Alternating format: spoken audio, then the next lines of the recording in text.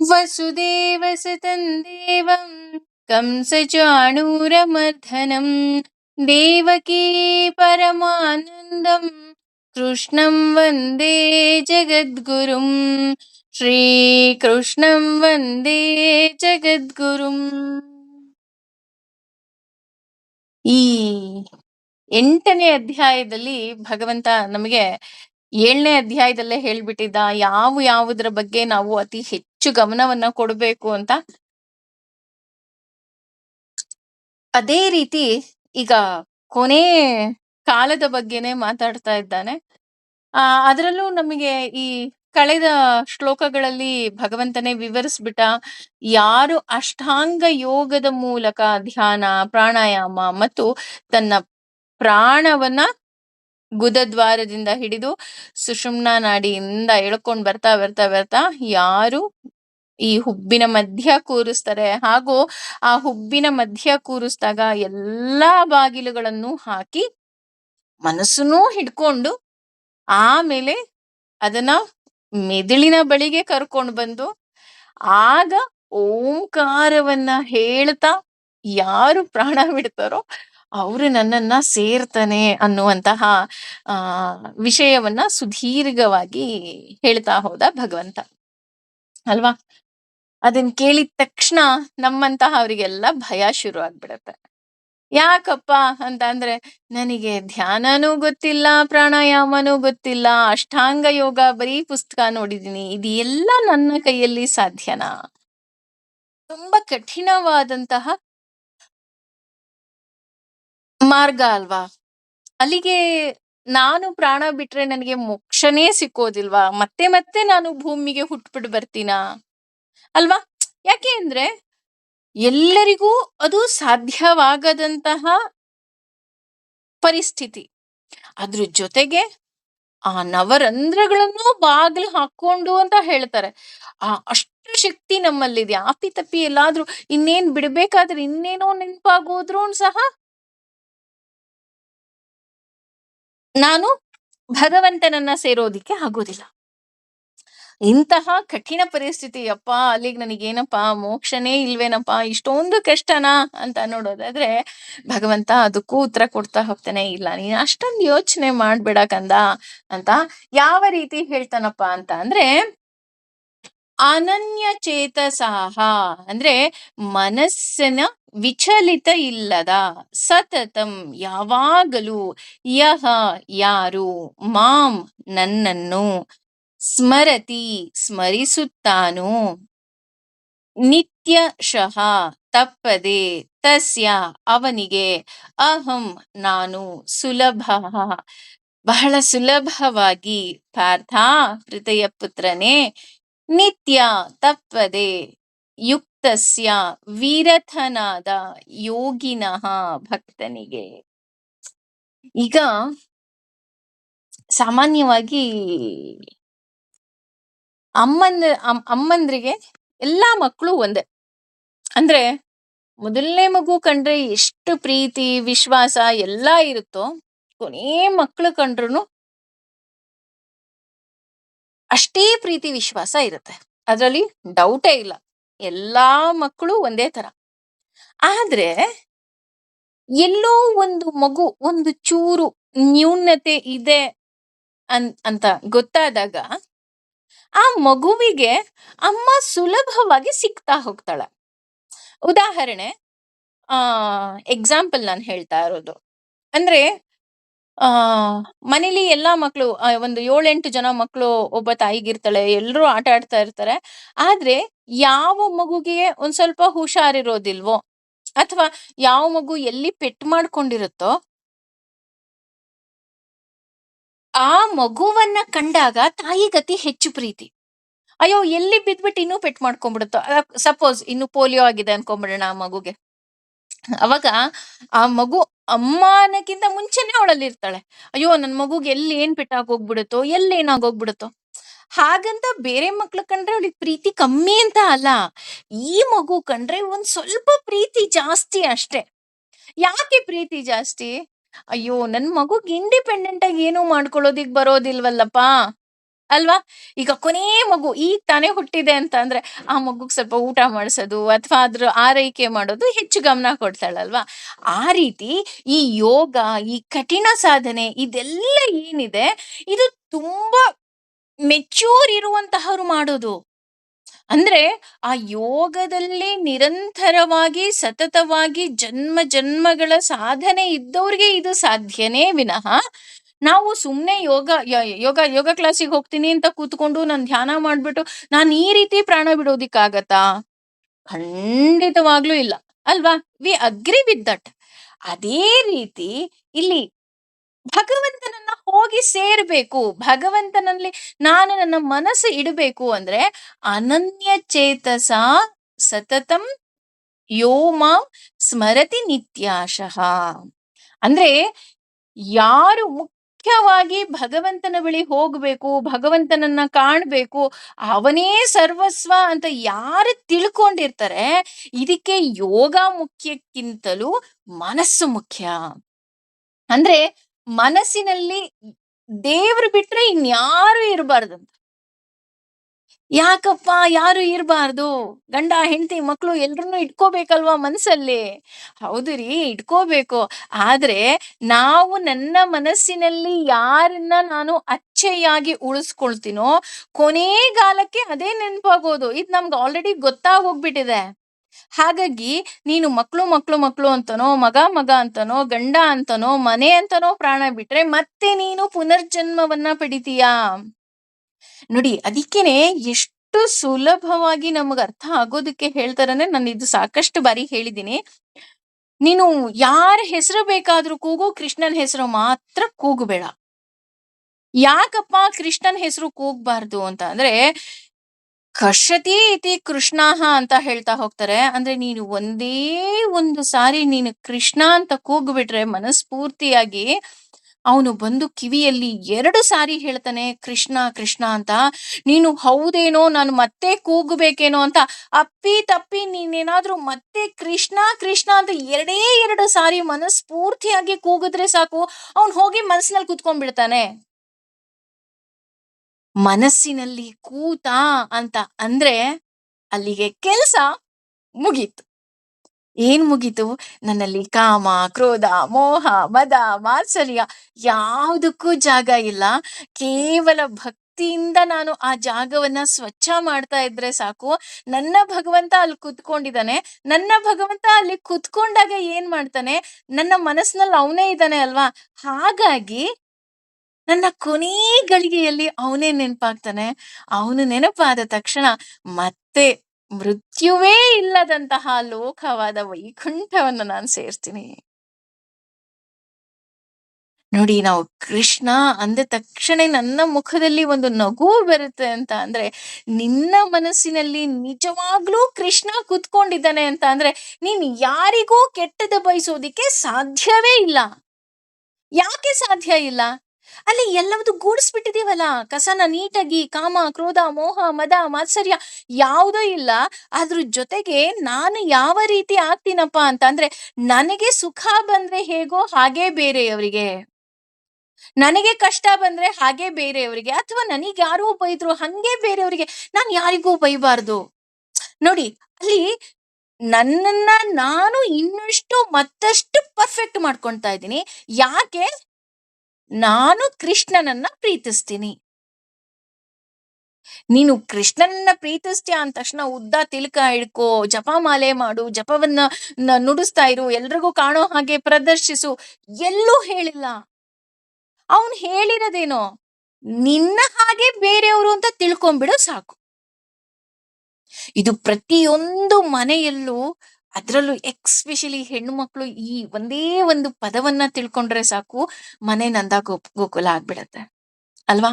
ಅತ್ತೆ ಆದವಳು ನನ್ನ ಹಾಗೆ ಸೊಸೆ, ಅಥವಾ ಸೊಸೆ ಆದವಳು ನನ್ನ ಹಾಗೆ ಅತ್ತೆ, ನನ್ನ ಅಮ್ಮನಾಗೋ ನನ್ನ ಅಜ್ಜಿಯಾಗೋ ಅಲ್ಲ, ನನ್ನ ಹಾಗೆ ಅಂತ ತಿಳ್ಕೊಂಡ್ಬಿಟ್ರೆ ಸಾಕು, ಮನೆಯಲ್ಲಿ ನೋವೇ ಆಗೋದಿಲ್ಲ ಅಲ್ವಾ? ನನ್ನ ಮಕ್ಕಳು ಚೆನ್ನಾಗಿರ್ಲಿ ಬಿಡೋ ಅಂತ ಅಪ್ಪ ಅಮ್ಮ ಹೇಳ್ದಾಗ ಮಕ್ಳುನು ಅಯ್ಯೋ ನನ್ನಪ್ಪ ಅಮ್ಮ ಚೆನ್ನಾಗಿರ್ಬೇಕು. ನೋಡಿ, ಯಾಕೆ ಕೃಷ್ಣನ ನಾಮಸ್ಮರಣೆಯನ್ನ ಮಾಡಿದಾಗ ಮನೆ ನಂದ ಗೋಕುಲ ಆಗುತ್ತೆ ಅಂದ್ರೆ ಇದೇ ರೀಸನು.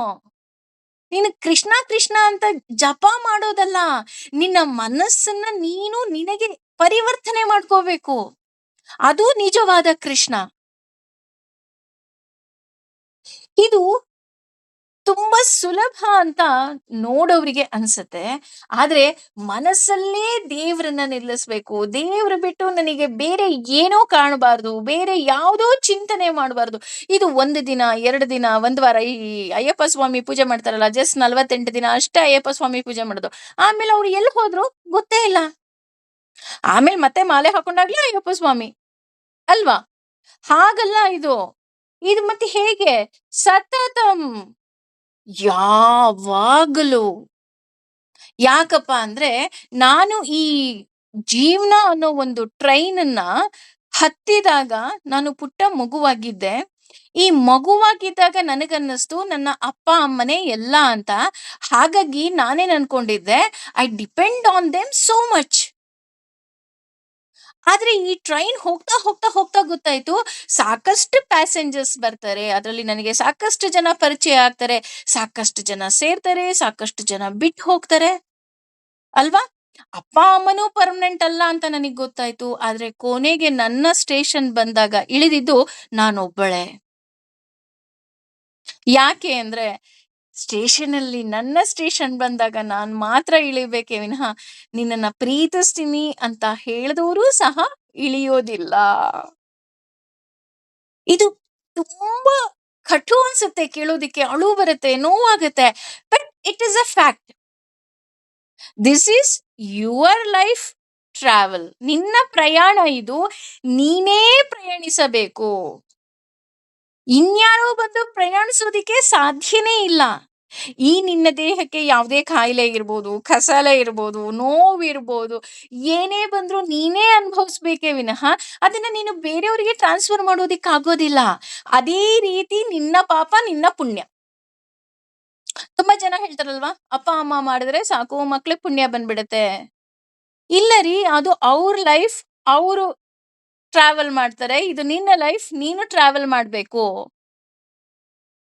ಅಲ್ವಾ? ಹೇಗೆ ನೀನು ಊಟ ಮಾಡಿದಾಗ ಬೇರೆಯವ್ರ ಹೊಟ್ಟೆ ತುಂಬೋದಿಲ್ವೋ, ಹಾಗೆ ನೀನು ಪುಣ್ಯ ಮಾಡಿದಾಗ ಬೇರೆಯವರಿಗೆ ಪುಣ್ಯ ಬರೋದಿಲ್ಲ. ಆದ್ರೆ ಸತ್ಸಂಗದ ಮೂಲಕ ಪುಣ್ಯಾತ್ಮರ ಜೊತೆ ಇದ್ದಾಗ ನಮಗೂ ಒಳಿತಾಗ್ತಾ ಹೋಗತ್ತೆ ಅಷ್ಟೇ. ಹಾಗಂತ ನಾನ್ ಪ್ರತಿ ಸಲ ಪಾಪ ಮಾಡ್ದಾಗ್ಲೂ ಪುಣ್ಯಾತ್ಮರು ಬಂದು ಕಾಪಾಡೋದಿಕ್ಕೆ ಆಗೋದಿಲ್ಲ. ಹಾಗಾಗಿ ಮನಸ್ಸು ದೇವರಲ್ಲೇ ನಿಲ್ಬೇಕು. ದೇವರನ್ನ ಬಿಟ್ಟು ಬೇರೇನೂ ಚಿಂತನೆ ಮಾಡಬಾರ್ದು.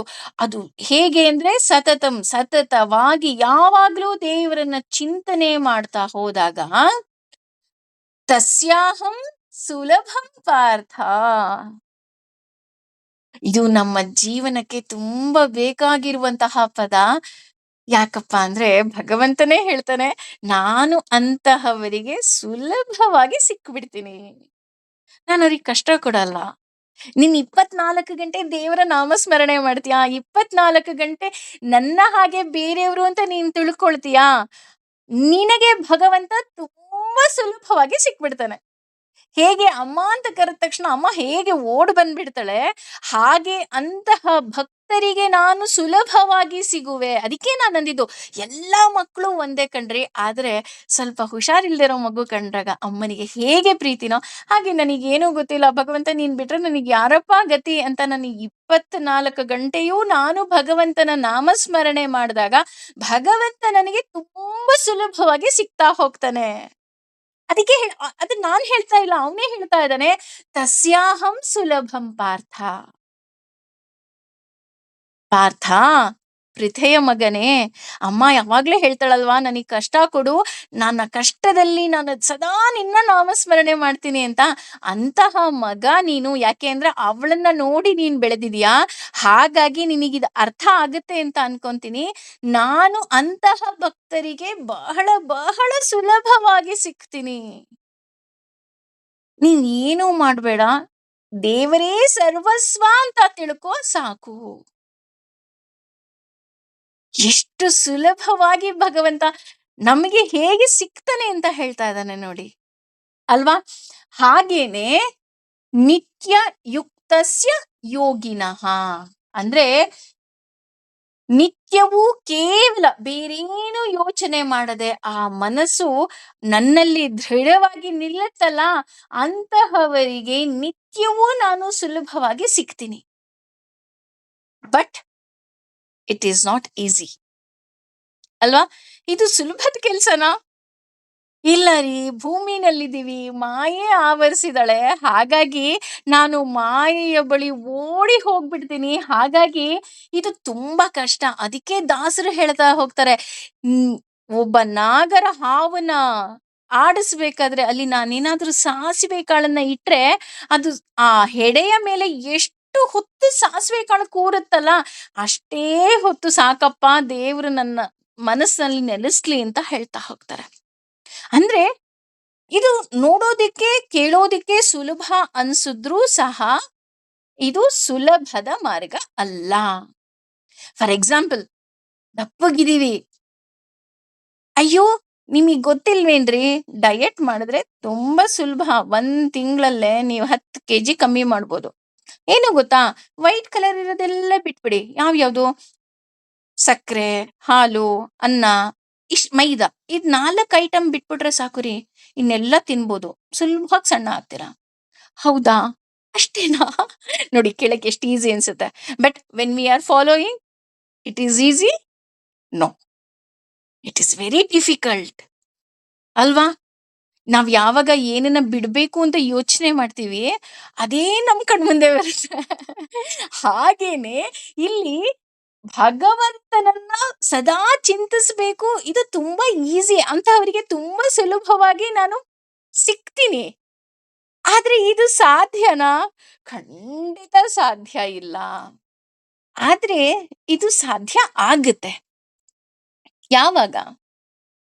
ಹೇಗೆ ನಾವು ಏನನ್ನು ಯೋಚಿಸದೆ, ಈಗ ನಮ್ಮ ಮನ್ಸಲ್ಲಿ ತಕ್ಷಣ, ಈಗ ಉದಾಹರಣೆ,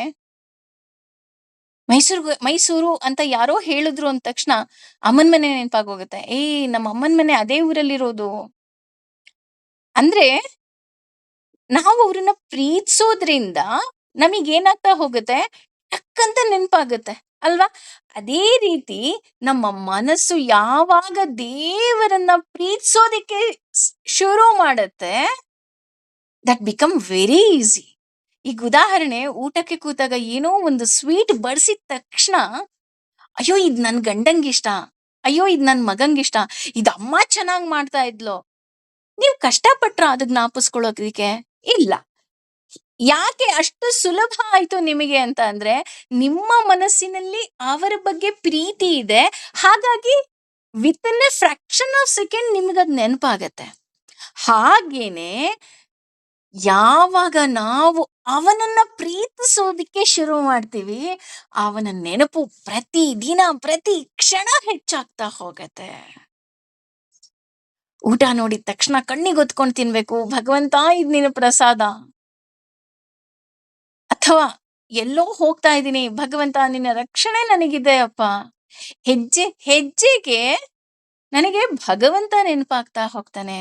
ಅಂತಹವರು ನಿತ್ಯ ಯುಕ್ತಸ್ಯ ಯೋಗಿನಃ. ಅಂದ್ರೆ ಈ ಯೋಗ ಉಳ್ಳವರು ಅಂತ ಏನು ನಾವ್ ಅಂತೀವಿ, ಯೋಗ ಇಸ್ ನಥಿಂಗ್ ಬಟ್ ಉಪಾಯ ಅಂತ ಹೇಳ್ತಾ ಹೋಗ್ತಾರೆ. ಯುಕ್ತ ಅಂದ್ರೆ ಉಪಾಯ. ಹಾಗೇನೆ ಇಲ್ಲಿ ಪ್ರತಿ ಕ್ಷಣ ಏನಾಗ್ತಾ ಹೋಗುತ್ತೆ, ಯೋಗ ಉಳ್ಳವರಿಗಿಂತ ಇವರು ಭಗವಂತನನ್ನ ಹೇಗೆ ಸೇರಬೇಕು ಅನ್ನುವಂತಹ ಉಪಾಯ ಇವರಿಗೆ ಮೂಡ್ತಾ ಹೋಗುತ್ತೆ. ನೋಡಿ, when we start loving him, ಅವನೇ ನಮಗೆ ಮಾರ್ಗದರ್ಶನವನ್ನ ಕೊಡ್ತಾ ಹೋಗ್ತಾನೆ. ಅವನೇ ನಮಗೆ ಪ್ರತಿಯೊಂದನ್ನು ಹೆಜ್ಜೆ ಹೆಜ್ಜೆಗೆ ಹಂತ ಹಂತವಾಗಿ ನಮಗೆ ಹೇಳ್ಕೊಡ್ತಾ ಹೋಗ್ತಾನೆ. ಅಷ್ಟೇ ಅಲ್ಲ, ಅದರ ಜೊತೆಗೆ ನಮ್ಮ ಜೀವನದಲ್ಲಿ ಯಾವುದೇ ರೀತಿಯಾದಂತಹ ಆಸೆ ಆಕಾಂಕ್ಷೆಗಳಿಲ್ಲದ ಹಾಗೆ ನೋಡ್ಕೊಳ್ಳೋ ಭಾರ ಅವನದ್ದಾಗಿರುತ್ತೆ. ಹಾಗಾಗಿ ನನಗೆ ಯಾವುದರ ಬಗ್ಗೆಯೂ ಯೋಚನೆ ಬರೋದಿಲ್ಲ. ಯಾರೋ ಒಬ್ರು, ವಾವ್ ಈ ಸೀರೆ ತಗೊಳ್ಳಿ, ಹೌದಾ ಸರಿ. ಅಥವಾ ಏನೋ ಒಂದು ಸಿಹಿ ತಿಂಡಿ, ಹೌದಾ ಸರಿ, ಅಷ್ಟೇ. ಅಂದ್ರೆ ನಮ್ಮ ಮನಸ್ಸು ಏನಾಗ್ತಾ ಹೋಗುತ್ತೆ, ತಟಸ್ಥವಾಗ್ತಾ ಹೋಗುತ್ತೆ. ಅಷ್ಟೇ ಅಲ್ಲದೆ ನಮಗೆ ಏನೇ ಸಿಕ್ಕಿದರೂ ಸಹ ಇದು ಭಗವಂತ ನಿನ್ನ ಪ್ರಸಾದ ಅಂತ ಅನ್ಸೋದಿಕ್ಕೆ ಅನ್ನಿಸ್ತಾ ಹೋಗುತ್ತೆ ವಿನಃ ಇದು ನಾನು ನನ್ನದು ಅನ್ನೋದು ನನಗೆ ಬರೋದೇ ಇಲ್ಲ. ಯಾಕೆ ಅಂದ್ರೆ ಯಾವುದೇ ಆಸೆ ಆಕಾಂಕ್ಷೆಗಳಿಲ್ಲದ ಹಾಗೆ ಭಗವಂತ ಮಾಡ್ತಾ ಪ್ರತಿ ಕ್ಷಣ ದೇವರ ಬಗ್ಗೆ ಚಿಂತನೆ ಮಾಡೋದು ನನ್ನ ಕಾಯಕವಾಗೋಗ್ಬಿಡತ್ತೆ. ಉದಾಹರಣೆ, ಒಬ್ಬ ಆಶ್ರಮಕ್ಕೆ ಹಸುವನ್ನ ತಂದ್ಕೊಡ್ತಾನೆ. ಆಗ ಶಿಷ್ಯ ಓಡ್ ಬಂದ್ ಹೇಳ್ತಾನೆ, ಆ ಗುರುಗಳೇ, ಎಷ್ಟು ಒಳ್ಳೆ ಹಸು ಗೊತ್ತಾ ಗುರುಗಳೇ, 20 ಲೀಟರ್ ಹಾಲು ಕೊಡುತ್ತೆ, ಕರ್ದು ಕರ್ದು ಸಾಕಾಯ್ತು, ತುಂಬಾ ಖುಷಿ ಆಗತ್ತೆ. ಆಗ ಗುರುಗಳು ಹೇಳ್ತಾರೆ, ಹೌದಾಪ್ಪ, ಒಳ್ಳೇದಾಗ್ಲಿ, ಆಶ್ರಮದ ಮಕ್ಳಿಗೆಲ್ಲ ಹಾಲ್ ಸಿಕ್ಕತ್ತೆ, ಅದಕ್ಕಿಂತ ಇನ್ನೇನ್ ಭಾಗ್ಯ. ಸ್ವಲ್ಪ ದಿನ ಹೋದ್ಮೇಲೆ, ಅಯ್ಯೋ ಗುರುಗಳೇ, ಆ ಹಸು ಓಡ್ ಹೋಯ್ತು, ಹಸುನೇ ಇಲ್ಲ ಗುರುಗಳೇ, ಏನ್ ಮಾಡ್ಲಿ? ಆ ಗುರುಗಳು ಹೇಳ್ತಾರೆ, ಹೌದಪ್ಪ, ಹೋಗ್ಲಿ ಬಿಡಪ್ಪ, ಆ ದನದ ಕೊಟ್ಟಿಗೆ ಏನಿದೆ ಅದನ್ನ ಸ್ವಚ್ಛ ಮಾಡೋದು ತಪ್ತು, ಸಗಣಿ ಬಳಿಯೋದು ತಪ್ತು, ಅದಕ್ಕೆ ಹುಲ್ಲು ಹಾಕೋದು ತಪ್ತು, ಅದ ಆರೈಕೆ ಮಾಡೋದ್ ತಪ್ತು, ಎಲ್ಲಾ ಒಳ್ಳೇದೇ ಆಯ್ತು ಬಿಡು. ಅಂದ್ರೆ ಏನೇ ಬಂದ್ರೂ ಸಹ ಒಳ್ಳೇದಾಯ್ತು, ಏನೇ ನಮ್ಮಿಂದ ಹೋದ್ರೂ ಸಹ ಒಳ್ಳೇದಾಯ್ತು. ಆ ರೀತಿ ಅಂದ್ರೆ ಇಲ್ಲಿ ಭಗವಂತನನ್ನ ಪ್ರೀತಿಸೋರು ಹೇಗೆ ಬದುಕ್ತಾರಪ್ಪ ಅಂತ ಅಂದ್ರೆ, ಅವ್ರಿಗಾಗೋ ಇವ್ರಿಗಾಗೋ ಅಲ್ಲ, ಕೇವಲ ಭಗವಂತನಿಗಾಗಿ ಜೀವಿಸ್ತಾ ಹೋಗ್ತಾರೆ. ನಾ ಹೇಳಿದ್ನಲ್ಲ, ನಾವಿಲ್ಲಿ ಬಂದಿರೋದು ಯಾರನ್ನೋ ಮೆಚ್ಸಕ್ಕಲ್ಲ, ಅವನು ಮೆಚ್ಚಿರೋದಕ್ಕೆ ನಾನಿಲ್ಲಿದ್ದೀನಿ. ಅವನ್ ಕರೆದ ತಕ್ಷಣ ನಾನು ಹೋಗ್ಬೇಕು. ಹಾಗಾಗಿ ಅವನು ಜ್ಞಾನಾನಂದ ಸ್ವರೂಪ. ಹಾಗಾಗಿ ಪ್ರತಿದಿನ ಜ್ಞಾನವನ್ನ ಸಂಪಾದನೆ ಮಾಡುವಂತಹ ನಿಟ್ಟಿನಲ್ಲಿ ನಾನಿರ್ತೀನಿ. ಅದರ ಜೊತೆಗೆ ಆನಂದವಾಗಿರ್ತೀನಿ. ಯಾಕೆ ಅಂದ್ರೆ ಅವನಿಗೆ ಇಷ್ಟ. ನಾನು ಖುಷಿಯಾಗಿರ್ಬೇಕು. ಯಾಕೆ? ಅವ್ರಿಗೋ ಇವ್ರಿಗೋ ಅಲ್ಲ, ಭಗವಂತನಿಗೋಸ್ಕರ. ಯಾವ ಭಗವಂತ? ಎಲ್ಲಿದ್ದಾನೆ ಅವನು? ಅವನು ಇನ್ನೆಲ್ಲೂ ಇಲ್ಲ, ನಿನ್ನಲ್ಲೇ ಇದ್ದಾನೆ, ಆತ್ಮ ಸ್ವರೂಪಿಯಾಗಿ ಇದ್ದಾನೆ. ಅಂದ್ರೆ ಅರ್ಥ, ನಿನಗೋಸ್ಕರ ನೀನು ಖುಷಿಯಾಗಿರು. ಎಂತಹ ಜೀವನದ ತತ್ವ ನಮಗೆ ಭಗವದ್ಗೀತೆ ಹೇಳ್ಕೊಡ್ತಾ ಇದೆ ಅಲ್ವಾ? ಹಾಗಾಗಿ ನನ್ನ ಅದರ ಜೊತೆಗೆ ನೋಡಿ, ಅವನು ಅಂಡರ್ಲೈನ್ ಮಾಡಿ ಹೇಳ್ತಾ ಇದ್ದಾನೆ, ನಿನ್ನ ವರ್ಣಾಶ್ರಮದ ಕೆಲಸವನ್ನ ಮಾಡು, ಖುಷಿಯಾಗಿ ಮಾಡು. ಯಾಕೆ ಯೋಚನೆ ಮಾಡ್ತೀಯ? ಯಾಕೆ ಯಾವಾಗ್ಲೂ ಅಳ್ತಾ ಇರ್ತೀಯ? ಯಾಕೆ ಅದಿಲ್ಲ ಇದಿಲ್ಲ ಅಂತ ಚಿಂತೆ ಮಾಡ್ತೀಯ? ಡೋಂಟ್ ವೆರಿ, ನಿನ್ ಜೊತೆ ನಾನಿದ್ದೀನಿ. I am your best friend. ನನಗೋಸ್ಕರ ನೋಡು, ನೀನ್ ನನಗೋಸ್ಕರ ಪ್ರೀತಿಸ್ತಾ ಇದೀಯ ಅಲ್ವಾ? ಹಾಗಾಗಿ ನಿನ್ನ ವರ್ಣಾಶ್ರಮದ ಕೆಲಸ ಏನಿದೆ, ನೀನ್ ಯಾವ ವರ್ಣಕ್ಕೆ ಸೇರ್ತೀಯ, ಯಾವ ಆಶ್ರಮಕ್ಕೆ ಸೇರ್ತೀಯ, ಆ ಕೆಲಸವನ್ನ ಮಾಡು. ಈ ರೀತಿ ನೀನು ಬದುಕಿದಾಗ ನಿತ್ಯ ತೃಪ್ತನಾಗಿ ನೀನಿರ್ತೀಯ. ತೃಪ್ತಿ ಅನ್ನೋದು ಇನ್ನೆಲ್ಲೋ ಇಲ್ಲ, ತುಂಬಾ ಕಷ್ಟ ಇಲ್ಲ ಕಣ್ರಿ, ತುಂಬಾ ತುಂಬಾ ತುಂಬಾ ಸುಲಭವಾಗಿದೆ. ನೀನು ನಿನಗೋಸ್ಕರ ಖುಷಿಯಾಗಿರು. ನಿನ್ನ ವರ್ಣಾಶ್ರಮಕ್ಕೆ ಬಂದಂತಹ ಕೆಲಸವನ್ನ ವಿತೌಟ್ ಎನಿ ಕಂಪ್ಲೇಂಟ್ ನೀನ್ ಮಾಡ್ತಾ ಹೋಗು. ಆಗ ನೀನು ನಿತ್ಯ ತೃಪ್ತನಾಗಿರ್ತೀಯ. ಅವನು ನಿಜವಾದ ಯೋಗಿ. ಹಾಗಾಗಿ ಅವನಿಗೆ ನಾನು ಸುಲಭವಾಗಿ ಸಿಗ್ತೀನಿ.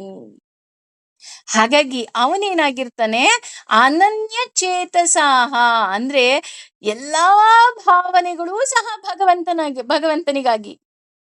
ನಗು ಬಂತ ಭಗವಂತನಿಗಾಗಿ, ಕೋಪ ಬಂತ ಯಾಕೋ ಹಿಂಗ್ ಮಾಡ್ದೆ ಅಂತ ಜಗಳ ಕಾಯಕ್ಕೂ ಭಗವಂತ ಬೇಕು, ಸಿಟ್ಟು ಮಾಡ್ಕೊಳಕ್ ಭಗವಂತ ಬೇಕು, ಸಮಾಧಾನ ಮಾಡ್ಕೊಳಕ್ಕೂ ಭಗವಂತ ಬೇಕು. ನನ್ನ ಎಲ್ಲ ಭಾವನೆಗಳು, ಎಲ್ಲ ಆಸೆಗಳು, ಎಲ್ಲ ಆಸೆ ಆಕಾಂಕ್ಷೆಗಳೂ ಸಹ ಭಗವಂತ ನಿನಗೋಸ್ಕರ. ಯಾಕೆ ಕೋಪ ಎಲ್ಲ ಯಾಕೆ ಬೇಕು ಭಗವಂತನ್ಗೆ? ಯಾಕೆ ಅಂದ್ರೆ I started loving him. So simple ಅಲ್ವಾ? ಈಗ ನಾವ್ ಯಾರನ್ನ ತುಂಬಾ ಪ್ರೀತಿಸ್ತೀವೋ ಅವ್ರ ಹತ್ರನೇ ಅಲ್ವಾ ನಾವು ಫೈಟ್ ಮಾಡೋದು. ನೀನ್ ಯಾಕೆ ನನಗ್ ಟೈಮ್ ಕೊಡಲ್ಲ, ನೀನ್ ಯಾಕೆ ನನಗ್ ಅದು ಕೊಡಿಸ್ಲಿಲ್ಲ, ನೀನ್ ಯಾಕೆ ನನ್ ಬರ್ಡೇ ವಿಶ್ ಮಾಡ್ಲಿಲ್ಲ, ನೋಡು ನಾನು ಕೋಪ ಮಾಡ್ಕೊಂಡಿದ್ದೆ, ನೀನ್ ನನಗ್ ಬಂದ್ ಸಮಾಧಾನ ಮಾಡ್ಲಿಲ್ಲ ಅಲ್ವಾ? ಯಾರಿಗೋ ಅಕ್ಕಪಕ್ಕದವ್ರಿಗೆ ಹೋಗಿ ಹೇಳ್ತೀವ? ಇಲ್ಲ. ಯಾರನ್ನ ನಾವು ಪ್ರೀತಿಸ್ತೀವೋ ಅವ್ರ ಜೊತೆ ನಾವ್ ಇದನ್ನೆಲ್ಲ ಮಾಡ್ತೀವಿ ಅಂದಾಗ, ನಾನು ಭಗವಂತನನ್ನ ಪ್ರೀತಿಸೋದಿಕ್ಕೆ ಶುರು ಮಾಡಿದಾಗ ಈ ಎಲ್ಲಾ ಭಾವನೆಗಳು ಸಹ ಭಗವಂತನಿಗೆ ಅಲ್ವಾ? ಯೋಚನೆ ಮಾಡಿ.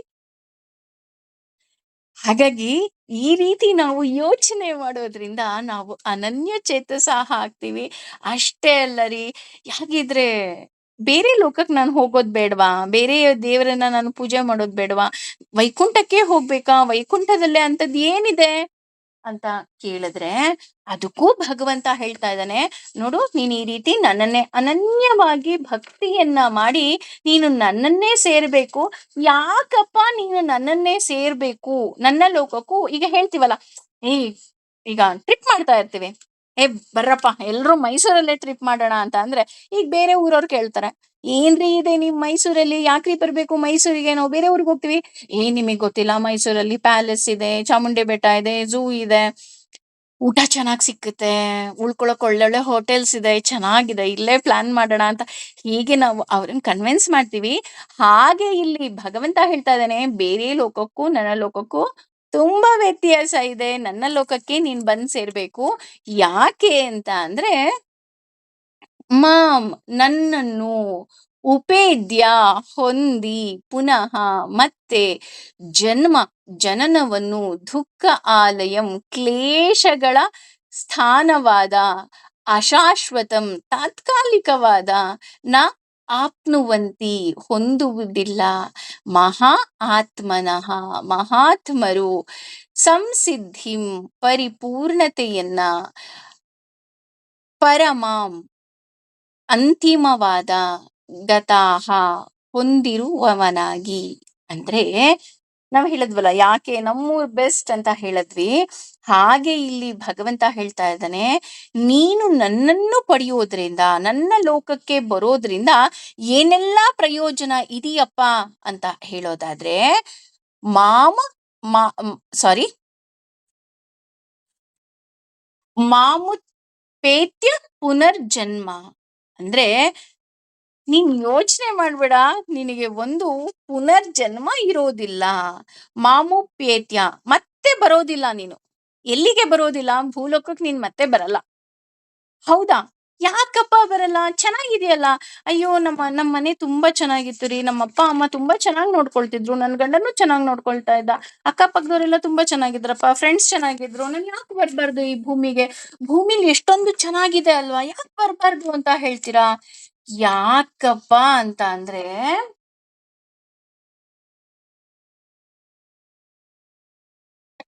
ದುಃಖಾಲಯ. ನೀನ್ ಅನ್ಕೊಂತಿದ್ಯಾ ಅಷ್ಟೇ, ಇಲ್ಲಿ ತುಂಬಾ ಸುಖ ಇದೆ, ಇಲ್ಲಿ ಊಟ ತಿಂಡಿ ಮಜಾ ಎಲ್ಲಾ ಮಾಡ್ಬೋದು ಅಂತ ನೀನ್ ಅನ್ಕೊಂಡಿದ್ಯಾ. ಆದ್ರೆ ಈ ಜಗತ್ತು ಏನಿದೆ ಅದು ದುಃಖದ ಆಲಯವಾಗಿದೆ. ಈ ಭೂಮಿಗೆ ಬಂದ್ರೇನೆ ದುಃಖ. ನನ್ನ ಮನೆ, ನನ್ ಗಂಡ, ನನ್ನ ಹೆಂಡತಿ, ನನ್ ಮಕ್ಳು, ನನ್ ಕರ್ತವ್ಯ, ಕೊನೆಗೆ ಅದೇ ರೋಗ ರುಜಿನಗಳು, ಮತ್ತೆ ಸಾವು, ಮತ್ತೆ ಹುಟ್ಟು ಅಲ್ವಾ? ಎಷ್ಟು ಸಲ ಹುಟ್ಟುತ್ತೀವೋ ಅಷ್ಟು ನೋವು ಅನುಭವಿಸ್ಬೇಕು. ಈಗ ಒಂದು ಜನ್ಮದಲ್ಲಿ ನಾವು, ಹೌದು ಭಗವಂತ ನಮ್ಗೆಲ್ಲ ಕೊಟ್ಟಿದ್ದಾನೆ, ಇಲ್ಲ ಅಂತ ನಾವು ಕಂಪ್ಲೇಂಟ್ ಮಾಡ್ತಾ ಇಲ್ಲ, ಆದ್ರೆ ಎಲ್ಲಾ ಸುಖಗಳು ಸಹ ಒಳಗಡೆ ಕೋಟೆಡ್ ಆಗಿ ದುಃಖನೇ ಇದೆ. ಈಗ ನಾನು ಯಾರನ್ನೋ ಒಬ್ರನ್ನ ಪ್ರೀತಿಸಿ ಮದ್ವೆ ಆಗ್ತೀನಿ, ಮದ್ವೆ ಆಗಿ ನಮ್ ಸಂಸಾರ ತುಂಬಾ ಚೆನ್ನಾಗಿರುತ್ತೆ, ಅದೇ ವ್ಯಕ್ತಿ ನನ್ನನ್ನ ಬಿಟ್ಟೋದಾಗ ನನ್ಗೆ ತಡ್ಕೊಳಕ್ಕಾಗಲ್ಲ, ತುಂಬಾ ನೋವಾಗತ್ತೆ. ನನ್ನ ಮಕ್ಳು ಅಂತ ಸಾಕ್ತೀನಿ, ನನ್ನ ಮಕ್ಳು ಕೊನೆಗೆ ನಮಗೆ ಬುದ್ಧಿಯನ್ನ ಹೇಳ್ಬಿಟ್ಟು ನನ್ನನ್ನ ಬಿಟ್ಟು ಹೋಗ್ತಾರೆ, ನನಗ್ ನೋವಾಗತ್ತೆ. ಹೌದಾ? ಯಾವ್ದೋ ಒಂದು ಊಟ ನಾನು ತಿಂತೀನಿ, ಅದರಿಂದ ಯಾವ್ದೋ ಒಂದು ರೋಗ ರುಜಿನ ಬರುತ್ತೆ, ಮತ್ತೆ ನನಗ್ ನೋವಾಗತ್ತೆ ಅಲ್ವಾ? ಇಲ್ಲಿ ಎಲ್ಲವುದೂ ಸಹ ಸುಖ ಏನಾಗಿದೆ, ದುಃಖ ಏನಾಗಿದೆ, ಸುಖದ ಕೋಟೆಡ್ ಅಲ್ಲಿ ಬರ್ತಾ ಇದೆ. ಯೋಚನೆ ಮಾಡಿ, ಯಾವ್ದನ್ ಬೇಕಾದ್ರೂ ತಗೊಳ್ಳಿ. ಈಗ ಅಯ್ಯೋ ನನ್ನ ಹತ್ರ ದುಡ್ಡಿದೆ, ಬಂಗಾರ ತಗೊಂತೀನಿ, ಓಕೆ ನನಗೆ ತುಂಬಾ ಇಷ್ಟ ಅಪ್ಪ, ಡೈಮಂಡ್ ನೆಕ್ಲೆಸ್ ತಗೊಂಡೆ, ಅಯ್ಯೋ ಚೆನ್ನಾಗಿದೆ ಅಲ್ವೇನ್ರಿ, ಭಯ, ಯಾವ ಕಳ್ಳ ಕಿತ್ಕೊಂಡು ಹೋಗ್ಬಿಡ್ತಾನಪ್ಪ ಅಲ್ವಾ? ಅಪ್ಪಿ ತಪ್ಪಿ ಕಳೆದು ಹೋಯ್ತು, ಅಯ್ಯೋ ಎಷ್ಟೊಂದು ದುಡ್ಡು ಇಟ್ಕೊಂಡು ನಾನು ತಗೊಂಡಿದ್ದೆ ರೀ, ಅಷ್ಟೊಂದು ಕೂಡ್ಸಿ ಇಟ್ಕೊಂಡಿದ್ದೆ, ಕಳೆದು ಹೋಯ್ತು.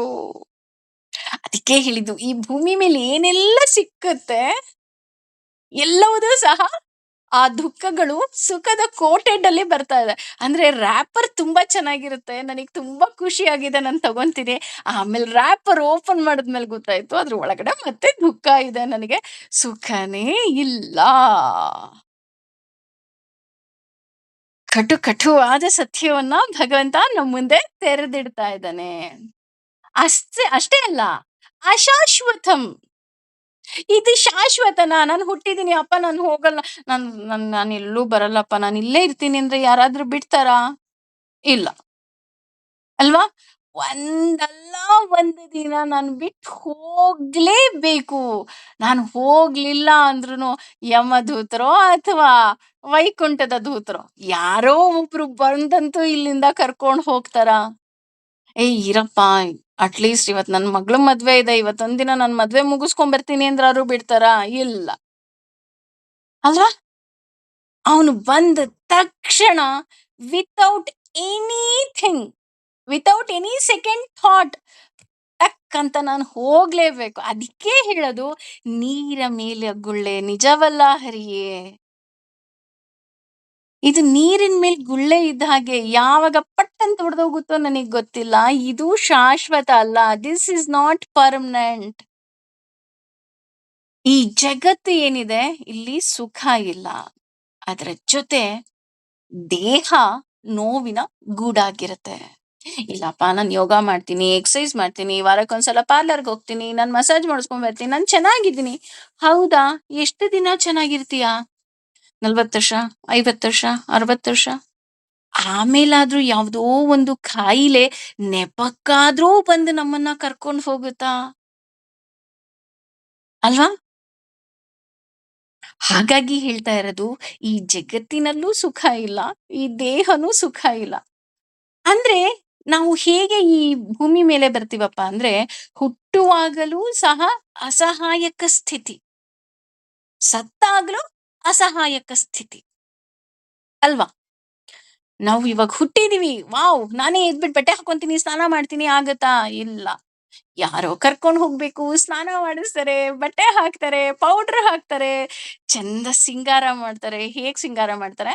ಅವ್ರಿಗೆ ಹೇಗ್ ಇಷ್ಟ ಆಗುತ್ತೋ ಹಾಗೆ ಸಿಂಗಾರ ಮಾಡ್ತಾರೆ ಅಲ್ವಾ? ಅದೇ ಸತ್ತಾಗ್ಲೂ ನನಗ್ ಹೇಗ್ ಬೇಕೋ ಹಾಗೆ ಕರ್ಕೊಂಡು ಹೋಗ್ತಾರಾ? ಇಲ್ಲ.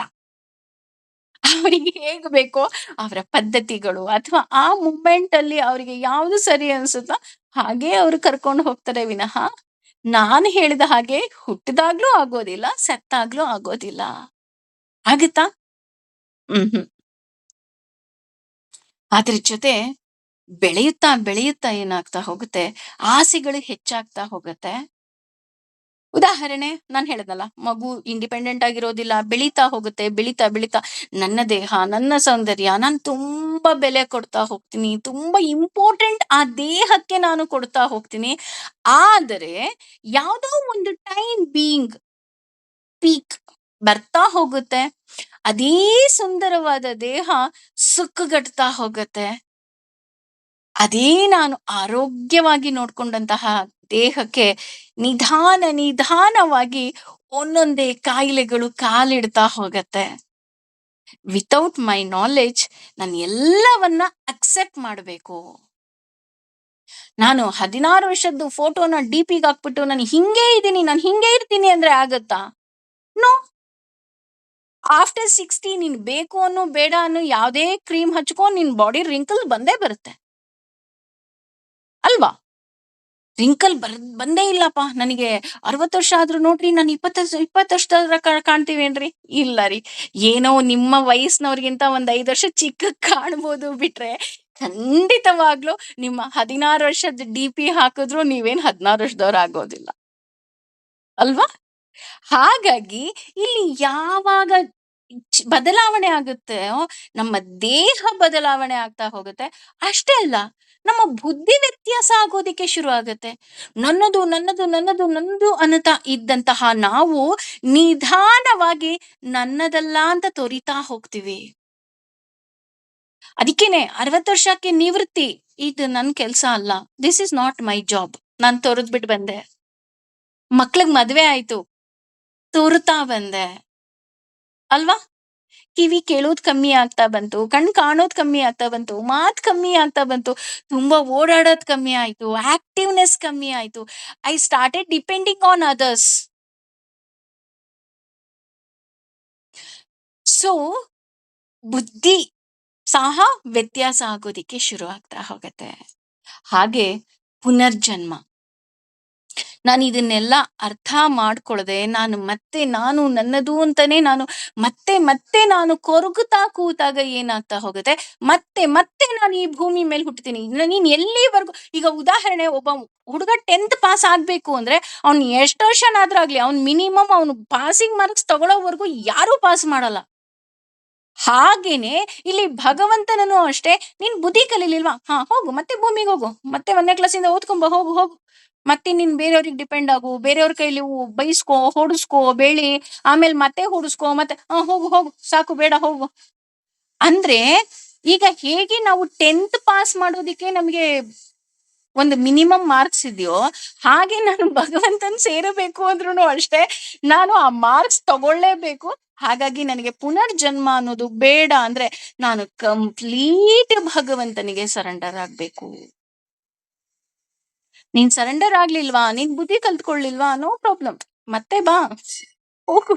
ಅದಕ್ಕೆ ಅಂತೆ, ಆಕ್ಚುಲಿ ಮಗು ಹುಟ್ಟೋದಕ್ಕಿಂತ ಮುಂಚೆ ತನ್ನ 15ನೇ 6ನೇ ವಾರದಲ್ಲಿ, ಅಂದ್ರೆ 1.5 ತಿಂಗಳಲ್ಲಿ ಹಾರ್ಟ್ ಬೀಟ್ ಶುರು ಆಗುತ್ತೆ. ಮಗು ಖುಷಿಯಾಗಿರುತ್ತೆ. ಅಯ್ಯೋ, ನಾನು ಹೊಸದಾಗಿ ಅಪ್ಪ ಅಮ್ಮನ್ ನೋಡ್ತೀನಿ, ಹೊಸದಾಗಿ ಭೂಮಿ ಮೇಲೆ ಹೋಗ್ತೀನಿ, ಎಂಜಾಯ್ ಮಾಡ್ಬೋದು, ಹಾಗೆ ಹೀಗೆ ಅಂತ. ಇನ್ನೇನು ಮಗು ಭೂಮಿ ಮೇಲೆ ಬರ್ತಾ ಇದೆ ಅನ್ಬೇಕಾದ್ರೆ ಭಗವಂತ ಅವನು ಹೋದ್ ಜನ್ಮದಲ್ಲಿ ಏನೇನೆಲ್ಲ ಆಯ್ತು ಎಲ್ಲವನ್ನ ಜ್ಞಾಪಿಸುತ್ತಂತೆ. ಆ ಜ್ಞಾಪಿಸಿದ ತಕ್ಷಣ ಮಗು ಅಳೋದಿಕ್ ಶುರು ಮಾಡತ್ತಂತೆ. ಇಲ್ಲ ಭಗವಂತ, ನಾನು ಈ ಭೂಮಿ ಮೇಲೆ ಹೋಗೋದಿಲ್ಲ, ನನಗೆ ಇಷ್ಟ ಇಲ್ಲ, ನನಗ್ ಬೇಡ, ದಯವಿಟ್ಟು ನಿನ್ ಹತ್ರ ನಾನು ಕಳ್ಕೊಂಬಿಡು, ಸಾರಿ, ನಾನು ಏನೇನ್ ಮಾಡಿದ್ರು ಕ್ಷಮಿಸ್ಬಿಡು ಅಂತ ಹೇಗೆ ಮಕ್ಳೇ ಹೇಳ್ತಾರೆ, ಅದೇ ರೀತಿ ಮಗು ಹತ್ಕೊಂಡ್ ಹುಟ್ಟುತ್ತಂತೆ. ಯಾಕೆ ಮಗು ಹತ್ಕೊಂಡ್ ಹುಟ್ಟುತ್ತೆ ಅಂದ್ರೆ ಅದಕ್ಕೆ ಪೂರ್ವ ಜನ್ಮದ್ದೆಲ್ಲ ನೆನಪಾಗತ್ತೆ, ಹಾಗಾಗಿ ಅದಳತ್ತೆ. ಅನ್ಕೊಳುತ್ತಂತೆ, ಅಯ್ಯೋ, ನಾನು ಈ ಜನ್ಮದಲ್ಲಾದ್ರೂ ನಾನು ಪರ್ಫೆಕ್ಟ್ ಆಗ್ಬೇಕು ಅಂತ. ಆದ್ರೆ ಭೂಮಿಗ್ ಬರ್ತಿದ್ದಂಗೆ ಅದ್ರ ಮಾಯೆ ಎಲ್ಲವನ್ನ ಮರೆಸ್ಬಿಡತ್ತೆ. ನೋಡಿ ಎಷ್ಟು ಆಳವಾಗಿ ಭಗವಂತ ನಮಗ್ ಹೇಳ್ತಾ ಇದ್ದಾನೆ. ಅಷ್ಟೇ ಅಲ್ಲದೆ ಭಗವಂತ ಹೇಳ್ತಾ ಇದ್ದಾನೆ, ನಾಪ್ನುವಂತಿ ಮಹಾತ್ಮಾನಃ, ಅವನು ಸಾಮಾನ್ಯದವನಾಗಿರೋದಿಲ್ಲ ಅಂತಹವನು ನನ್ನನ್ನ ಸೇರಿದ್ರೆ ಅವನು ಮಹಾತ್ಮನಾಗಿ ಇರ್ತಾನೆ. ಸಂಸಿದ್ಧಿಂ ಪರಮಾಂ ಗತಃ, ಅಂದ್ರೆ ಭಗವಂತನನ್ನ ಸೇರುವುದೇ ಗುರಿ ಅಂತ ಯಾರು ಅನ್ಕೊಂಡಿರ್ತಾರೆ ಅವರಿಗೆ ಮಾತ್ರ ಸಂಸಿದ್ಧಿಂ, ಸಿದ್ಧಿ ಆಗ್ತೀನಿ, ನಾನ್ ಸಿಕ್ತೀನಿ, ನಾನ್ ತುಂಬಾ ಸುಲಭವಾಗಿ ಸಿಗ್ತೀನಪ್ಪ, ನಾನ್ ಎಷ್ಟು ಈಸಿ ಗೊತ್ತೇನ್ರಿ ಅಂತ ಭಗವಂತ ಎಷ್ಟು ಸುಲಭವಾಗಿ ಹೇಳ್ತಾನೆ ಅಂತ ಅಂದ್ರೆ, ಅಯ್ಯೋ, ಯಾವಾಗ್ಲೂ ನೀನ್ ಜಪ ಮಾಡು, ನಾನ್ ನಿನಗ್ ಸಿಗ್ತೀನಿ. ಆದ್ರೆ ನೀನ್ ಯಾವಾಗ್ಲೂ ನನ್ನನ್ನೇ ಗುರಿ ಅಂತ ನೀನ್ ಅನ್ಕೊಂತೀಯ ಅಲ್ವಾ, ಅಂತಹವ್ರಿಗೆ ಮಾತ್ರ ನಾನ್ ಸಿಗ್ತೀನಿ. ಇಲ್ವಾ, ನಾನ್ ಸಿಕ್ಕಲ್ಲ, ಮತ್ತೆ ಮತ್ತೆ ಪುನರಪಿ ಜನನಂ ಪುನರಪಿ ಮರಣಂ ಅಂತ ನಮ್ಮ ಶಂಕರಾಚಾರ್ಯರು ಹೇಳೋ ಹಾಗೆ ಮತ್ತೆ ನಾನು ಹುಟ್ಟಬೇಕು, ಮತ್ತೆ ನಾನು ಸಾಯ್ಬೇಕು. ಯಾಕೆ ಅಂದ್ರೆ ನನ್ನ ಪಾಪ ಕರ್ಮಗಳು ಪರ್ಫೆಕ್ಟ್ ಆಗಿ ಮತ್ತೆ ಭಗವಂತನನ್ನ ಸೇರುವುದೇ ನನ್ನ ಗುರಿ ಅಂತ ನನಗೆ ಬುದ್ಧಿ ಕಲಿಯೋವರೆಗೂ ಭಗವಂತ ಈ ಎಲ್ಲ ಚಾಟಿ ಏಟುಗಳನ್ನ ಕೊಡ್ತಾ ಇದ್ದಾನೆ. ಆದ್ರೆ ನಮ್ಗೆ ಚಾಟಿ ಏಟು ಅಂತ ಗೊತ್ತಿಲ್ಲ. We are thinking I am enjoying this life ಅಲ್ವಾ? ಯೋಚನೆ ಮಾಡಿ.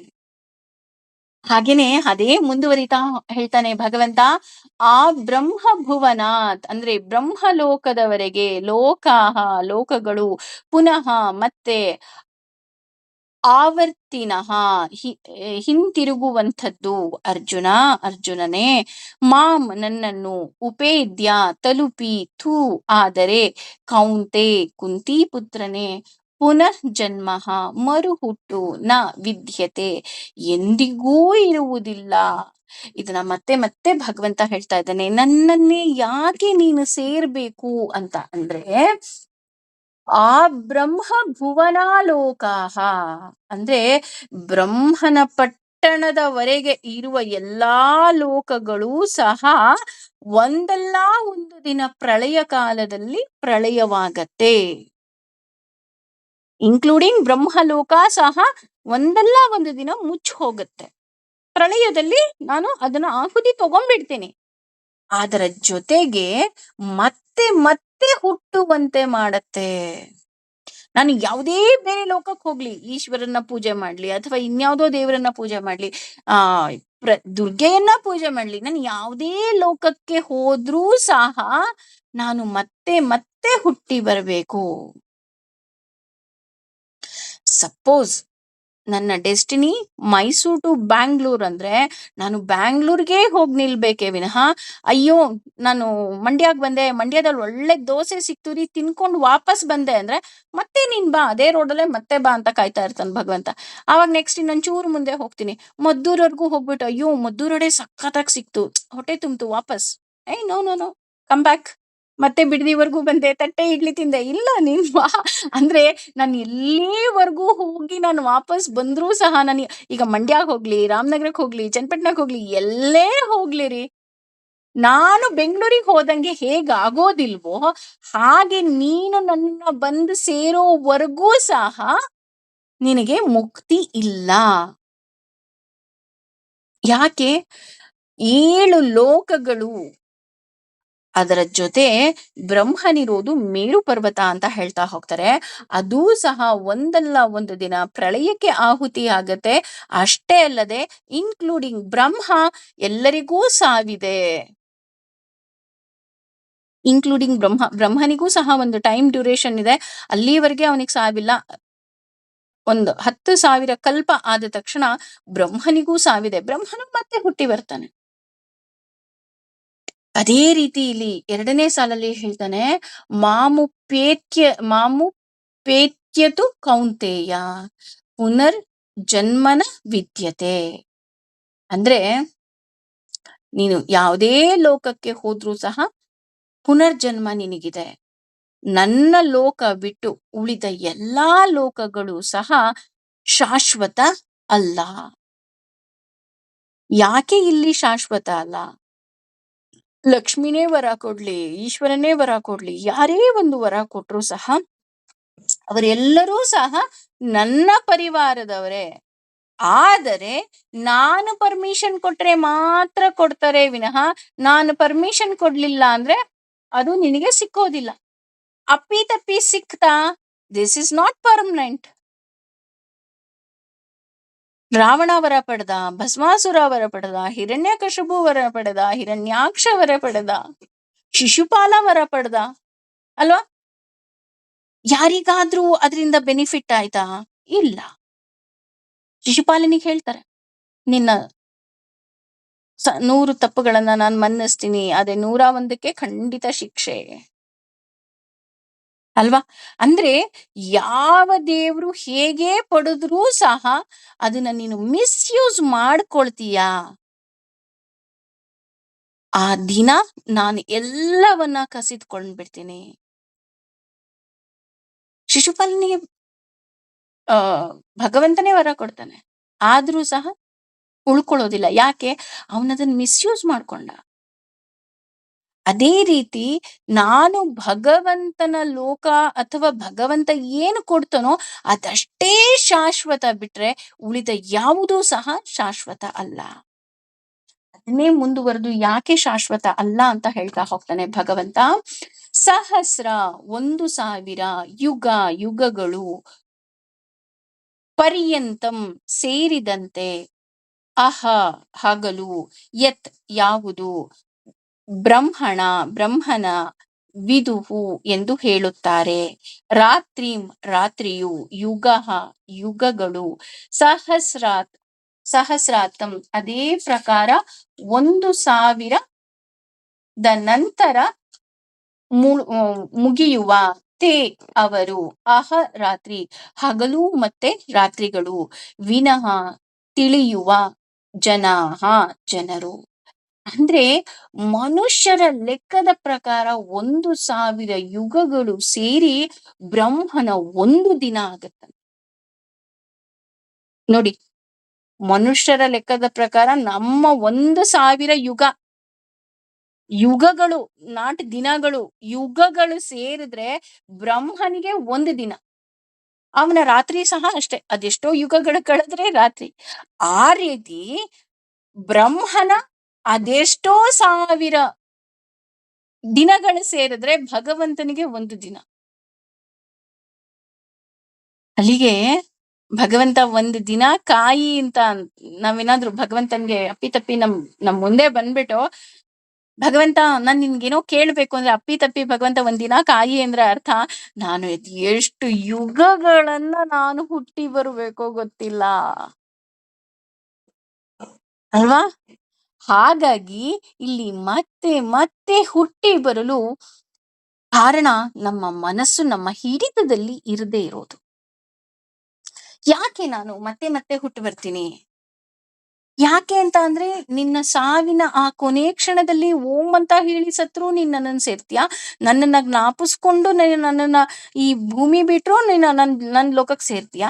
ಆದ್ರೆ ನಿನಗೆ ಗೊತ್ತೇ ಇಲ್ಲ ನೀನು ಮತ್ತೆ ಯಾವ್ಯಾವ್ದೋ ದೇವ್ರನ್ನ ನೀನು ಆರಾಧನೆ ಮಾಡ್ತೀಯಾ? ಮತ್ತೆ ನೀನು ಈ ಭೂಮಿ ಮೇಲೆ ಹುಟ್ತೀಯಾ? ಅದೇ ರೀತಿ ಮತ್ತೆ ಮತ್ತೆ ಹುಟ್ಟಿ ಬರೋದಿಕ್ಕೆ ಜಸ್ಟ್ ಕೇವಲ ನಿನ್ನ ಮನಸ್ಸು ಕಾರಣ. ಅದಕ್ಕೆ ಅವನು ಮೊದ್ಲೇ ಹೇಳ್ಬಿಟ್ಟ, ನಿನ್ನ ಮನಸ್ಸೇನಿದೆ that is your best friend, that is your enemy. ಇವತ್ ನೀನ್ ಭಗವಂತನ ನಾಮಸ್ಮರಣೆ ಮಾಡ್ತಾ ಇದ್ಯಾ, ಭಗವಂತನ ನಾಮಸ್ಮರಣೆನ ಕೇಳ್ತಾ ಇದ್ಯಾ, ನೀನ್ ಪುಣ್ಯ ಗಳಿಸ್ತಾ ಇದ್ಯಾ, that is only because of your ಮನಸ್ಸು. ಕೆಟ್ಟ ಕೆಲಸ ಮಾಡ್ತಾ ಇದ್ಯಾ, that is also only because of your ಮನಸ್ಸು. ನಾವ್ ಅನ್ಕೊಂತೀವಿ ಅವರಿಂದ ನಮ್ ಜೀವನ ಹಾಳಾಯ್ತು, ಇವರಿಂದ ಜೀವನ ಹಾಳಾಯ್ತು, ಹಾಗಿರ್ಬೇಕಿತ್ತು, ಹೀಗಿರ್ಬೇಕು. ಇಲ್ಲ ಕಣ್ರಿ, ನಿನ್ನ ಮನಸ್ಸು ನಿನ್ನ ಹಿಡಿತದಲ್ಲಿದ್ದಿದ್ರೆ ಎಲ್ಲವುದೂ ನಿನ್ನ ಪ್ರಕಾರವೇ ಆಗ್ತಾ ಇತ್ತು. ಅದೇ ರೀತಿ ಇಲ್ಲಿ ಅರ್ಜುನ ಅಂತ ಬಳಸ್ತಾ ಇದ್ದಾನೆ. ಯಾಕಪ್ಪ ಇಲ್ಲಿ ಅರ್ಜುನ ಅಂತ ಬಳಸ್ತಾ ಇದ್ದಾನೆ ಅಂದ್ರೆ, ಅರ್ಜುನ ಅರಿಗಳನ್ನ ಗೆದ್ದವನು. ನೀನ್ ತಪಸ್ಸು ಮಾಡಿದ್ಯಾ, ನಿಂಗೆ ಇಂದ್ರಿಯ ನಿಗ್ರಹಗಳು ಗೊತ್ತು, ಪ್ರತಿಯೊಂದನ್ನು ನೀನಾಗೇ ನೀನು ಸಾಧಿಸಿದ್ದೀಯ. ಗುರುಗಳಿಂದ ಏನೆಲ್ಲ ವಿದ್ಯೆಗಳನ್ನ ಪಡಿಬೇಕಿತ್ತು ಅಷ್ಟನ್ನು ನೀನು ಪ್ರಾಮಾಣಿಕವಾಗಿ ಗಳಿಸಿದ್ದೀಯಾ ಅಲ್ವಾ? ಅದಕ್ಕೋಸ್ಕರ ಇಲ್ಲಿ ಅರ್ಜುನ ಅಂತಿದ್ದಾರೆ, ಅಂದ್ರೆ ಅರಿಗಳನ್ನ ಗೆದ್ದಿದ್ಯಾ, ಇಂದ್ರಿಯಗಳನ್ನ ಗೆದ್ದಿದ್ಯಾ. ಹಾಗಾಗಿ ನಿನಗೆ ಹೇಳ್ತಾ ಇದ್ದೀನಿ, ನನ್ನ ಲೋಕ ಯಾಕೆ ಬೆಸ್ಟ್ ಅಂತ ಹೇಳ್ಬೇಕು ಅಂತ ಅಂದ್ರೆ, ಪ್ರಳಯವ ಮತ್ತೆ ಸೃಷ್ಟಿಯನ್ನ ನೀನ್ ತಿಳಿಬೇಕು. ಆಗ ಮಾತ್ರ ನಿನಗ್ ಗೊತ್ತಾಗುತ್ತೆ. ಹಾಗಿದ್ರೆ ಪ್ರಳಯ ಯಾವಾಗ ಆಗತ್ತೆ, ಸೃಷ್ಟಿ ಯಾವಾಗ ಆಗತ್ತೆ ಅಂತ ಅಂದ್ರೆ, 4 ಯುಗಗಳು ಎಷ್ಟೋ ಬಾರಿ ತಿರುಗಿದಾಗ ಒಂದು ದಿನ. ಆ ರೀತಿ 100 ವರ್ಷ ಅಂದ್ರೆ ಅದು ಬ್ರಹ್ಮನ 100 ವರ್ಷ, ನಾರಾಯಣನಿಗೆ ಒಂದು ಹಗಲು. ಹಾಗಾಗಿ ಹಗಲಿನಲ್ಲಿ ಸೃಷ್ಟಿಯ ಕಾರ್ಯ ನಡೆದ್ರೆ ರಾತ್ರಿಯಲ್ಲಿ ಪ್ರಳಯ ಕಾಲ ನಡೆಯುತ್ತೆ ಅಂತ ಹೇಳ್ತಾ ಹೋಗ್ತಾರೆ. ಅಷ್ಟೇ ಅಲ್ಲ, ಈ ಎಲ್ಲ ವ್ಯತ್ಯಾಸದಿಂದ ಹಾಗಿದ್ರೆ ನಿನ್ ಲೋಕ ಸುರಕ್ಷಿತವಾಗಿರುತ್ತಾ ಅಂತ ಪ್ರಶ್ನೆ ಹಾಕಿದ್ರೆ, ಹೌದು, ನನ್ನ ಲೋಕ ಬಹಳ ಬಹಳ ಸುರಕ್ಷಿತ. ಯಾಕೆ ಅಂತ ಅಂದ್ರೆ, ಪ್ರಳಯ ಕಾಲದಲ್ಲಿ ಎಲ್ಲವನ್ನ ನಾನು ನನ್ನ ಉದರದಲ್ಲಿ ಇಟ್ಟುಕೊಳ್ಳುವೆ ಅಲ್ವಾ? ಸ್ಥೂಲವಾದ ಈ ಪ್ರಪಂಚವನ್ನ ಸೂಕ್ಷ್ಮ ರೂಪಿಯಾಗಿ ಭಗವಂತ ತನ್ನ ಉದರದಲ್ಲಿ ಇಟ್ಕೊಳ್ತಾನೆ. ಅಷ್ಟೇ ಅಲ್ಲದೆ ಮತ್ತೆ ಸೃಷ್ಟಿ ಕಾಲದಲ್ಲಿ ಅವನ ಉದರದಿಂದಲೇ ಸೂಕ್ಷ್ಮವ ರೂಪವನ್ನ ಸ್ಥೂಲ ರೂಪಕ್ಕೆ ತರ್ತಾನೆ. ಸೂಕ್ಷ್ಮ ರೂಪ, ಸ್ಥೂಲ ರೂಪ ಅರ್ಥ ಆಗ್ಲಿಲ್ವಾ? ನಿಮ್ಮ ಮಗುವನ್ನ ಜ್ಞಾಪಿಸ್ಕೊಂಡ್ರೆ ನಮಗೆ ಗೊತ್ತಾಗತ್ತೆ, ಒಂದು ಅಂಡಾಣುವಿನಿಂದ ನಮ್ಮ ಇಷ್ಟು ದೊಡ್ಡ ದೇಹ ಉತ್ಪತ್ತಿ ಆಗ್ತಾ ಹೋಗತ್ತೆ ಅಲ್ವಾ? ಈ ನಮ್ಮ ದೇಹಕ್ಕೆ ಇಷ್ಟೊಂದು ಶಕ್ತಿಯನ್ನು ಬೇಕಾದ್ರೆ, ಇನ್ನು ಈ ಪ್ರಕೃತಿಯನ್ನ ಸೃಷ್ಟಿ ಮಾಡುವಂತಹ ಭಗವಂತನಿಗೆ ಇನ್ನೆಷ್ಟು ಶಕ್ತಿ ಇರಬೇಕು.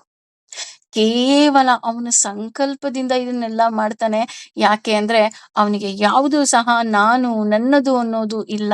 ಅದರ ಜೊತೆಗೆ ನಮಗೂ ಸಹ ಕಷ್ಟಗಳು ಕೊಡೋದು ಭಗವಂತ. ನನ್ನನ್ನ ಅರ್ಥ ಮಾಡ್ಕೊಳ್ಳಿ ಅಂತ. ಹೀಗೆ ಅಮ್ಮ ಚಿಕ್ಕ ಚಿಕ್ಕ ವಿಷಯಕ್ಕೆ ಕೋಪ ಮಾಡ್ಕೊಳ್ತಾಳೆ, ಯಾಕೆ? ಮಕ್ಕಳು ಬುದ್ಧಿ ಕಲೀಲಿ ಅಂತ. ಅದೇ ರೀತಿ ಇಲ್ಲಿ ಭಗವಂತ ನಮಗಾಗಿ ಈ ಎಲ್ಲವನ್ನ ಬಿಡಿಸಿ ಬಿಡಿಸಿ ಹೇಳ್ತಾ ಇದ್ದಾನೆ. ಯಾಕೆ ನನ್ನನ್ನೇ ಪೂಜೆ ಮಾಡಬೇಕು, ಯಾಕೆ ನನ್ನ ಲೋಕವನ್ನೇ ಬಂದ್ ಸೇರ್ಬೇಕು, ಬೇರೆ ಲೋಕಕ್ಕೆ ಹೋದ್ರೆ ಏನು, ಬೇರೆ ಲೋಕಕ್ಕೆ ಹೋದ್ರೆ ನೀನ್ ಟೈಮ್ ಬೀಯಿಂಗ್ ಇರ್ತೀಯಾ, ಮತ್ತೆ ಭೂಲೋಕಕ್ಕೆ ಹುಟ್ಟು ಬರ್ತೀಯಾ. ಅದೇ ಲಾಸ್ಟ್ ಮೂಮೆಂಟ್ ಅಲ್ಲಿ ಅಜಮಿಳ ಹೇಳ್ದ ಹಂಗೆ, ಕೊನೆ ಪಕ್ಷ ಅವ್ನು ಎಷ್ಟೊಂದು ತಪ್ಪು ಮಾಡಿದ್ರು ಕೊನೆಯಲ್ಲಿ ನಾರಾಯಣ ಅಂದ ತಕ್ಷಣ ನನ್ನ ಲೋಕಕ್ಕೆ ಬಂದು ಸೇರ್ದ. ಹಾಗೆ ನೀನು ನನ್ನನ್ನ ಸೇರಿದಾಗ ನೀನು ಸುರಕ್ಷಿತವಾಗಿರ್ತೀಯ. ಯಾವುದೇ ರೀತಿಗೂ ಯಾವುದೇ ಕಾರಣಕ್ಕೂ ನಿನಗೆ ಪುನರ್ಜನ್ಮ ಇರೋದಿಲ್ಲ. ಈ ಭಗವಂತನ ಲೋಕವೇ ಯಾಕೆ ಅಂತ ಅನ್ನೋದಕ್ಕೆ ಭಗವಂತ ಅರ್ಜುನನಿಗೆ ಸೃಷ್ಟಿ ಮತ್ತು ಸಂಹಾರದ ಕೆಲಸವನ್ನ, ಅಂದ್ರೆ ಆ ಜ್ಞಾನವನ್ನ ನೀನು ತಿಳಿದುಕೋ ಅಂತ ಇಲ್ಲಿ ಅವನ ದಿನದ ಬಗ್ಗೆ ಇಲ್ಲಿ ಭಗವಂತ ವರ್ಣನೆಯನ್ನ ಮಾಡ್ತಾ ಇದ್ದಾನೆ. ನೋಡು, 100 ಯುಗಗಳು ಕಳೆದ್ರೆ ಬ್ರಹ್ಮನಿಗೆ 1 ಹಗಲು. ಆ ರೀತಿ ಬ್ರಹ್ಮನ 100 ದಿನಗಳು 100 ಯುಗಗಳು ನನಗೆ 1 ದಿನ. ಸೊ, ಭಗವಂತ ಪ್ರತಿದಿನ ನಮ್ಮೆಲ್ಲರನ್ನ ಖಂಡಿತ ನೋಡ್ತಿದ್ದಾನೆ ಅಂತ ಮಾತ್ರ ಇದರಿಂದ ಅರ್ಥ ಆಯ್ತು ಅಂತ ಅನ್ಕೊಳ್ತೀನಿ.